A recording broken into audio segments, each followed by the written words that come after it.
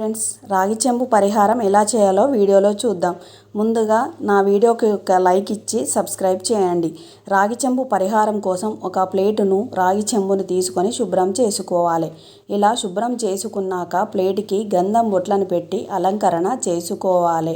ఇది ముందుగా చేసుకునే వాళ్ళు మాత్రం మంగళవారం రోజు కానీ శుక్రవారం రోజు కానీ స్టార్ట్ చేయాలి. ఇందులో వాటరు రోజు మార్చుకొనవచ్చును. అలాగే రాగి చెంబుకు స్వస్తిక్ వేసి గంధం బొట్లను పెట్టి అలంకరణ చేసుకోవాలి.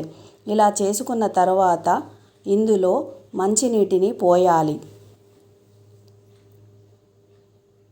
ఇలా పోసాక అందులో పసుపు, కుంకుమ, అక్షింతలు, ఒక రూపాయి కాయిన్, సెంటు,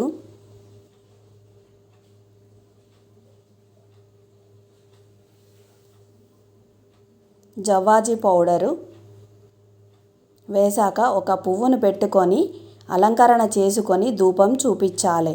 ఇలా చూపించాక ఈశాన్య మూలన అంటే మనం వస్తూ ఉంటే ద్వారం కుడివైపున ఇది ఉంచుకోవాలి. అష్టదళ పద్మ ముగ్గు కానీ కుబేరుని ముగ్గు కానీ వేసుకోవాలి. మనం ఇంట్లో నుండి బయటికి వెళ్తూ ఉంటే ఎడమ చేతి వైపున, ఇంట్లోకి వస్తుంటే కుడి చేతి వైపున ఉంచుకోవాలి.